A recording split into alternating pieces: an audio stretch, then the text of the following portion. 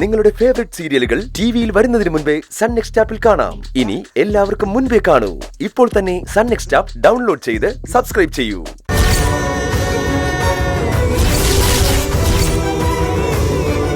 ഇങ്ങനെ പരസ്പരം മുഖം വീർപ്പിച്ച് നടക്കുന്ന ആൾക്കാരുള്ള വീട്ടില് ഒരു നിമിഷം പോലും നിൽക്കണമെന്ന് എനിക്കില്ല. ഭക്ഷണവും ഇറങ്ങില്ല എനിക്ക്. ഇപ്പോഴാണേലും ഞാൻ തയ്യാറാ. എന്നെ ഏതെങ്കിലും അനാഥാലയത്തിൽ കൊണ്ടാക്കി വെക്ക്.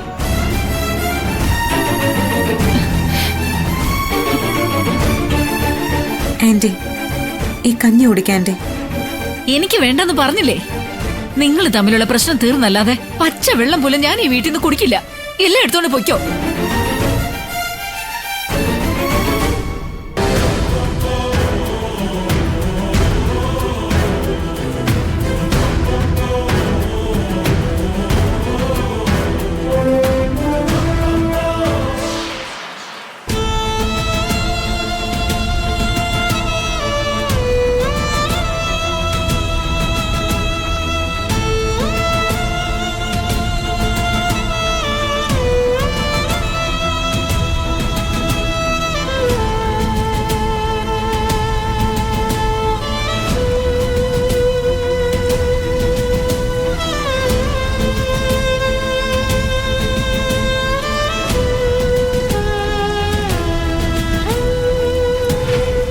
ഗൗതം ഇതെല്ലാം ചെയ്തത് ശിവാനിയെ രക്ഷിക്കാൻ വേണ്ടിയല്ലാന്ന് എനിക്കറിയാം. എൻ്റെ അമ്മാവൻ്റെയും സങ്കടം മാറ്റാൻ വേണ്ടിയാ ഇത്തരം ഒരു പ്രവൃത്തിക്ക് ഇറങ്ങിയതെന്നും എനിക്ക് മനസ്സിലാവും. പക്ഷെ എൻ്റെ ഇപ്പോഴത്തെ വിഷമം എന്താണെന്ന് ഗൗതമിന് മനസ്സിലാവുന്നുണ്ടോ എന്ന് എനിക്കറിയില്ല. ഇങ്ങനെ ഒരു തീക്കളിക്ക് ഇറങ്ങും മുൻപേ ഇതിനെപ്പറ്റി ഒരു വാക്ക് എന്നോട് പറയാമായിരുന്നില്ലേ? ഞാൻ ഗൗതമിൻ്റെ ആരാ? ഇതിപ്പോ എത്ര ദിവസമായി എന്നെ കൂടി വിട്ടിയാക്കാൻ തുടങ്ങിയിട്ട്. ഐശ്വര്യയും പ്രണവും തമ്മിലുള്ളത് യഥാർത്ഥ പ്രണയമാണെന്ന് തെറ്റിദ്ധരിച്ച് ഞാൻ എന്തൊക്കെ ചെയ്തു. ഗൗതം തന്നെ എന്നെ കൊണ്ട് എന്തൊക്കെ ചെയ്യിപ്പിച്ചു. ഞാൻ അറിയാതെ ഗൗതം ഒന്നും ചെയ്യില്ല എന്നുള്ള എന്റെ വിശ്വാസമല്ലേ ഗൗതം തകർത്തു കളഞ്ഞത്. എക്സ്ക്യൂസുകൾ പറയില്ലേ ഗൗതം. അതൊന്നിനും ഒരു പരിഹാരമല്ല. വലിയ സങ്കടം വന്നാ ഞാനൊന്ന് ദേഷ്യപ്പെടുമെന്നല്ലാതെ എനിക്കധികം പിണങ്ങിയിരിക്കാൻ പറ്റില്ല. ഗൗതമിനും അറിയാതെ. അതുകൊണ്ടല്ലേ ഗൗതം എന്നോട് ഇങ്ങനൊക്കെ കാണിക്കുന്നത്. ഗൗതമിന്റെ ആ പ്രവൃത്തി വരുത്തി വെച്ച വിന എത്രത്തോളം ഉണ്ടെന്ന് ഗൗതമൻ അറിയോ? ഈ വീടിപ്പോ ഒരു മരണ വീടാണ്. ഗൗതം വഴക്കു പറഞ്ഞിറക്കി വിട്ടതിന് ശേഷം അമ്മ കട്ടിലിൽ നിന്ന് എഴുന്നേറ്റിട്ടില്ല. പ്രണവ് മാത്രമാണ് എല്ലാ പ്രശ്നങ്ങൾക്കും കാരണമെന്ന് ചിന്തിച്ച് അവൻ ഐശ്വര്യമായുള്ള ബന്ധം പോലും ഉപേക്ഷിക്കാനിരിക്കുക. ഞാൻ ഉണ്ടാക്കി കൊടുത്ത കഞ്ഞി പോലും കുടിക്കാതെ നിർമ്മൽ എന്റെ പട്ടിണി കിടക്കുക. ആരാ ഇതിനൊക്കെ കാരണക്കാരൻ? നാളെ രാവിലെ എന്നെ വീട്ടിൽ കൊണ്ടുവന്ന് ആക്കാന്ന് ഗൗതം പറഞ്ഞില്ലേ? അപ്പൊ എന്നെ അത്രത്തോളമാണ് മനസ്സിലാക്കിയിരിക്കുന്നതല്ലേ? 2 ദിവസം പോയിട്ട് 2 മണിക്കൂർ പോലും എനിക്ക് ഗൗതമിനോട് പിണങ്ങി എന്റെ വീട്ടിൽ പോയി നിൽക്കാൻ പറ്റുമെന്ന് ഗൗതമിന് തോന്നുന്നുണ്ടോ?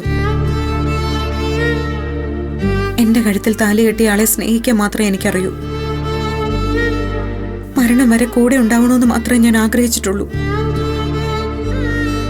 ഇപ്പൊ ഈ വീട് മൂകമായിട്ടിരിക്കുന്നുണ്ടെങ്കിൽ അതിന് കാരണക്കാരി ഞാനും കൂടിയാ. അത് മാറണം. അല്ലാതെ പറ്റില്ല ഗൗതം. ഇനി ഞാൻ എന്താ നിധി വേണ്ടത്?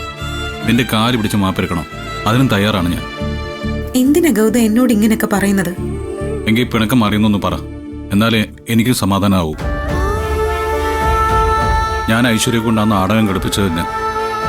എന്നോട് ക്ഷമിച്ചു എന്നൊന്ന് പറഞ്ഞ നാളെ വീട്ടിൽ കൊണ്ടാക്കാൻ പറഞ്ഞതിന്റെ പ്രായശ്ചിത്തം ഞാൻ ചെയ്തോളാം. എനിക്ക് ക്ഷമിക്കാതിരിക്കാനാവില്ലല്ലോ. അപ്പൊ ക്ഷമിച്ചു അല്ലേ? ആ, എങ്കിൽ പിന്നെ നിന്നെ വീട്ടിൽ കൊണ്ടുപോകാന്ന് പറഞ്ഞതിന്റെ പ്രായശ്ചിത്തമായിട്ട് ഞാൻ കെട്ടിപ്പിടിച്ചിടുമാറട്ടെ. അയ്യടാ, ആ പ്രായശ്ചിത്തൊക്കെ അങ്ങ് കയ്യിൽ വെച്ചോ. ദേഷ്യം വരുമ്പോ ആരാണെന്ന് നോക്കാതെ എന്തും വിളിച്ചു പറയുന്ന സ്വഭാവം ഉണ്ടല്ലോ. അതിന് വേണം ആദ്യം പ്രായശ്ചിത്തം ചെയ്യാൻ. മനസ്സിലായില്ലേ? ആദ്യം പോയി കാൽക്കൽ വീണ് മാപ്പിരക്കേണ്ടത് അമ്മയോടാ. എത്ര മോശമായിട്ടാണ് ഗൗതം അമ്മയെ മുറിയിൽ നിന്ന് ഇറക്കി വിട്ടത്. ആ അമ്മയുടെ മനസ്സിൽ നിന്ന് ആ മുറിവ് മാറുമെന്ന് തോന്നുന്നുണ്ടോ?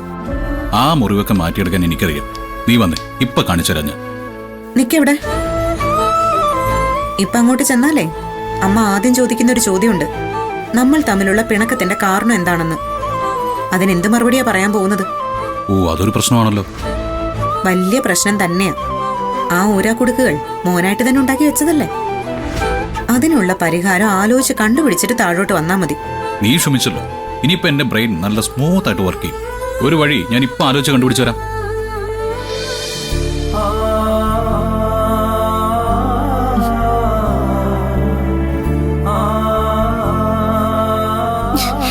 എന്താടാ ഇത്? അമ്മയോട് മുറിയിൽ വെച്ച് അങ്ങനെ പറഞ്ഞതിന് അമ്മയുടെ കാല് പിടിച്ച് മാപ്പി വയ്ക്കുക ഞാൻ. എന്നോടാരും മാപ്പൊന്നും ചോദിക്കണ്ട. ഞാൻ ഭയങ്കര ദേഷ്യത്തിൽ നിന്ന സമയത്ത് അമ്മ അങ്ങോട്ട് വന്ന് കയറിയത്. എത്ര ദേഷ്യത്തിൽ നിന്നെന്ന് പറഞ്ഞാലും തെറ്റ് തന്നെയാണ് ഞാൻ പറഞ്ഞത്. എന്റെ അമ്മയോട് ഒരിക്കലും ഞാനങ്ങനെ പറയാൻ പാടില്ലായിരുന്നു. ഒരു തവണത്തേക്ക് അമ്മ ക്ഷമിക്കേ.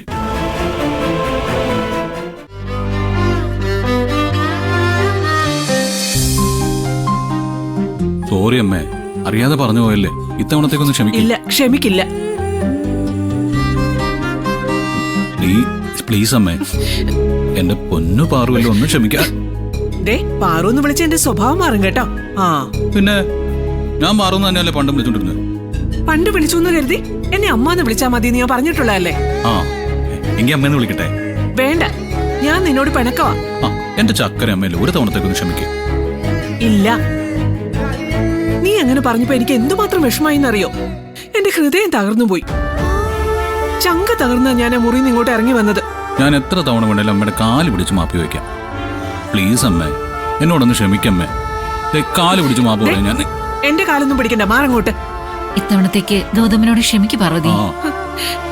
അതെ, എന്റെ മോനോട് ക്ഷമിക്കാൻ എനിക്ക് നിന്റെ റെക്കമെൻഡേഷൻ ഒന്നും വേണ്ട. നീ എന്തിനാ ചിരിക്കുന്നത്? കളിയാക്കാണോ എന്നെ?